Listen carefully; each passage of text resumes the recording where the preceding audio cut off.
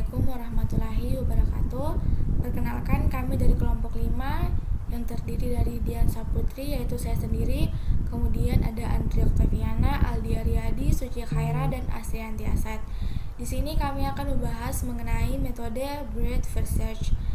Video ini dibuat sebagai bentuk pengumpulan tugas akhir dari mata kuliah Sistem Pakar. Di sini kami akan membahas 5 submateri, yaitu pengertian, kelebihan dan kekurangan, cara kerja, tujuan, dan implementasi. Yang pertama yaitu pengertian. Algoritma breadth research atau biasa juga dikenal dengan nama algoritma pencarian melebar adalah algoritma yang melakukan pencarian secara melebar atau meluas yang mengunjungi simpul secara pre-order. Artinya yaitu mengunjungi suatu simpul, kemudian mengunjungi semua simpul yang bertetangga dengan simpul tersebut terlebih dahulu.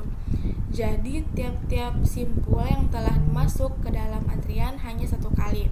Algoritma ini juga membutuhkan yang namanya tabel boolean untuk menyimpan simpul yang telah dikunjungi, sehingga tidak akan ada simpul yang dikunjungi lebih dari satu kali.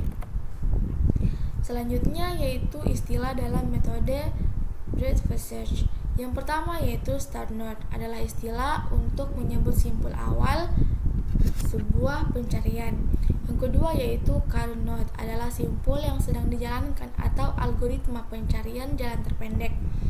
Yang ketiga yaitu successor adalah simpul-simpul yang akan diperiksa setelah current node.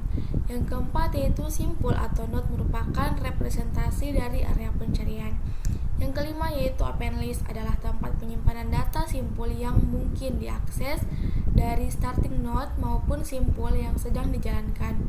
Yang keenam yaitu closed list adalah tempat menyimpan semua data simpul yang juga merupakan bagian dari jalur terpendek yang telah berhasil didapatkan.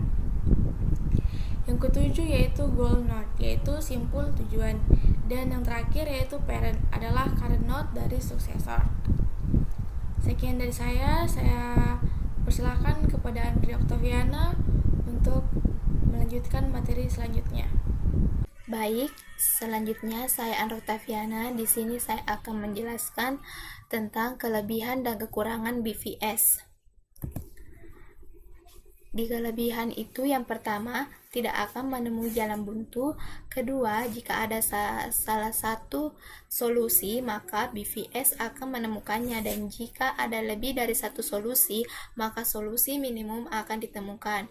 Selanjutnya itu ada juga kekurangan. Yang pertama itu membutuhkan memori yang cukup banyak karena menyimpan semua node dalam satu pohon. Kedua, membutuhkan waktu yang cukup lama karena akan menguji n level untuk mendapatkan solusi pada level ke n tambah 1. Selanjutnya saya kembalikan kepada moderator. Baik, saya Aldi Aryadi, saya akan menjelaskan cara kerja breadth research.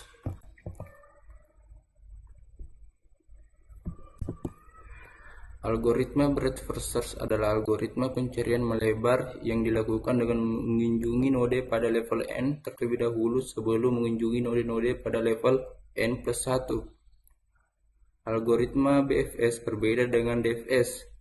Hal itu dapat dilihat pada gambar di bawah ini. Cara kerja algoritma breadth research yaitu masukkan simpul ujung ke dalam sebuah antrean, kemudian ambil simpul dari awal antrean. Lakukan pengecekan apakah simpul awal merupakan solusi. Jika simpul merupakan solusi, pencarian selesai dan hasil dikembalikan. Jika simpul bukan merupakan solusi, masukkan seluruh simpul yang bertetangga dengan simpul tersebut. Apabila semua simpul sudah dicek dan antrean kosong, pencarian selesai dengan mengembalikan hasil solusi tidak ditemukan. Pencarian diulang dari simpul awal antrean. Sekian dari saya. Assalamualaikum warahmatullahi wabarakatuh. Assalamualaikum warahmatullahi wabarakatuh. Perkenalkan, nama saya Suci Khaira. Ingin membacakan materi dari PPT kami, yaitu metode breadth research.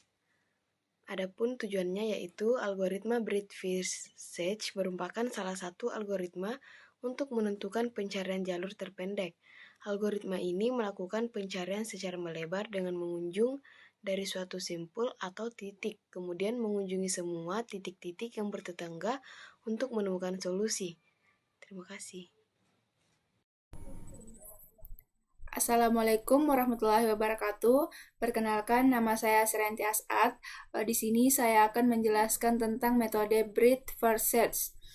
Pada tahapan implementasi sistem ini ada dua tahapan, yaitu tahapan pengkodean dan hasil penelitian. Tahapan pengkodean yaitu desain sistem yang telah dirancang akan diubah ke dalam bahasa yang akan dimengerti komputer. Kemudian implementasi. Implementasi ada dua poin, yaitu situs jejaring sosial dan jaringan peer-to-peer. Situs jejaring sosial. Situs jejaring sosial yang dalam bahasa Inggris disebut social network sites merupakan sebuah web berbasis pelayanan yang memungkinkan penggunanya untuk membuat profil, melihat daftar pengguna yang tersedia, serta mengundang atau menerima teman untuk bergabung dalam situs tersebut. Tampilan dari situs jejaring sosial ini menampilkan halaman profil pengguna yang di dalamnya terdiri dari identitas diri dan foto pengguna. Kemudian jaringan peer-to-peer. Jaringan peer-to-peer adalah sebuah model perancangan jaringan di mana setiap komputer memiliki kedudukan sejajar. Maknanya, tidak ada komputer yang memiliki peran khusus sebagai komputer server untuk memberikan kontrol secara terpusat. Adapun contoh peer-to-peer, misalnya sebuah komputer dalam model peer-to-peer ingin mengambil data di komputer B.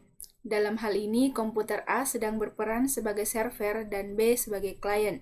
Dengan demikian, kedua komputer ini saling bertukar file.